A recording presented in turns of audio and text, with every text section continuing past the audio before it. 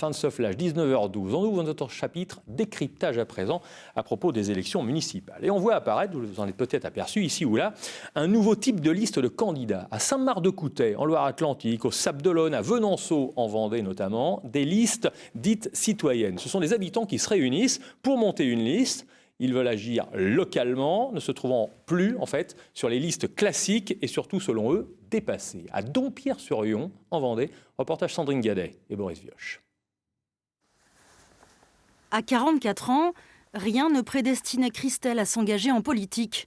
Et pourtant, son nom figure sur une des listes candidates aux prochaines municipales de sa commune. J'ai jamais cru que je ferais ça, enfin, loin de là, quoi. Là, c'est plus un acte citoyen que de la politique, pour moi. Cette masseuse énergéticienne s'est inscrite sur l'autre liste, c'est son nom. Un collectif de Dompierrois, apolitique et clairement écolo, qui entend proposer une gestion participative des affaires communales. Si on est tous co-acteurs d'une commune, c'est la seule façon de réussir à faire quelque chose qui, à mon sens, prend du sens. Faire de Dompierre une commune en transition, c'est l'objectif de ses habitants. Inspirés par des modèles existants en Alsace, en Bretagne ou dans la Drôme, ils souhaitent s'emparer des leviers de décision pour favoriser un modèle de vie plus vertueux et moins gourmand en énergie. Pourquoi on a envie d'agir ? C'est quand même par rapport à les effondrements de la biodiversité, par exemple, c'est une catastrophe et c'est réel chez nous. Avec l'agriculture qui est pratiquée chez nous, industrielle. C'est chez nous qu'on doit démarrer le changement, quoi. Et bon, on fait le constat que les gouvernements ne sont pas à la hauteur.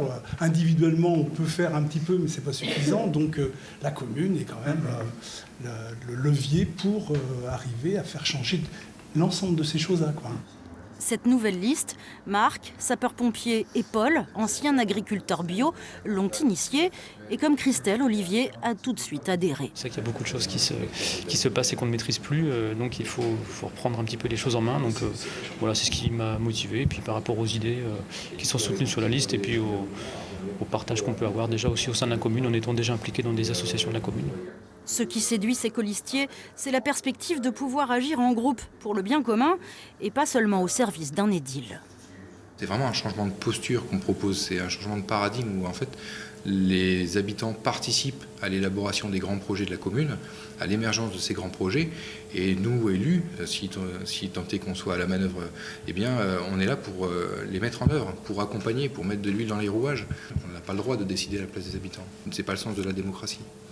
C'est pas ça que veut dire le mot démocratie d'ailleurs. C'est l'une des particularités de ces prochaines élections municipales.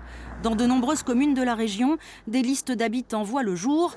Leur objectif commun, démontrer qu'une autre gouvernance des territoires est possible. Eh bien justement, il y a encore des questions qui se posent. Je vais les poser à Arnaud Leclerc. Bonsoir. Bonsoir. Vous êtes politologue, professeur à Sciences Po Nantes. Une autre gouvernance est-elle vraiment possible ? Oui, d'un certain point de vue, parce que la démocratie, ça n'est pas l'équivalent de l'élection. Ça fait 2500 ans que ça existe et en réalité, au départ, il n'y avait pas l'élection. Il y avait des systèmes comme le tirage au sort, il y avait des systèmes comme la mobilisation par quartier des citoyens, etc.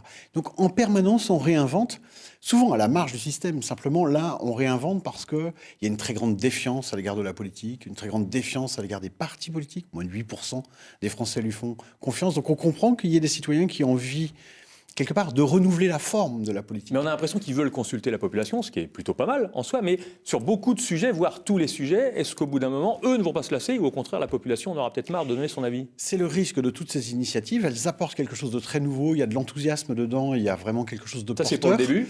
Mais la complication, c'est de pouvoir le faire durer, de l'institutionnaliser, de lui trouver une place dans le paysage de manière durable.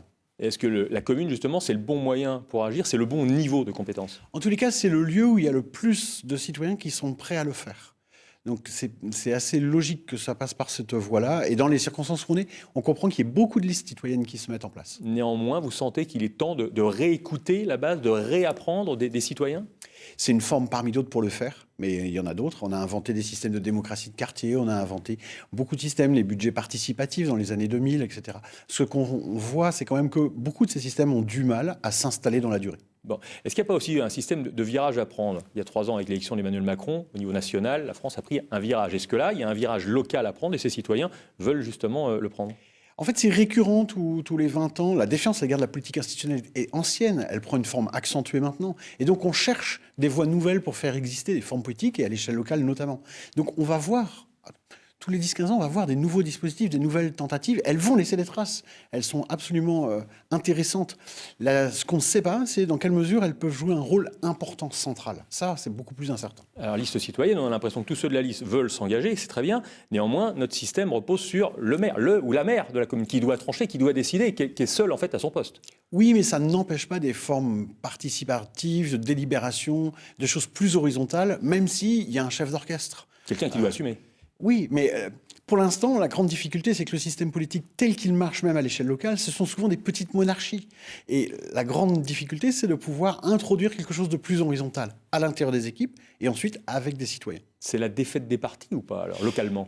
C'est la défaite d'une forme de parti qui a dominé la scène politique pendant 40 à 50 ans et dont on voit bien qu'elle est en bout de course. Donc il y a une nécessité de réinventer autre chose. Bon, merci beaucoup Arnaud Leclerc, on en sait plus grâce à vous. Vous reviendrez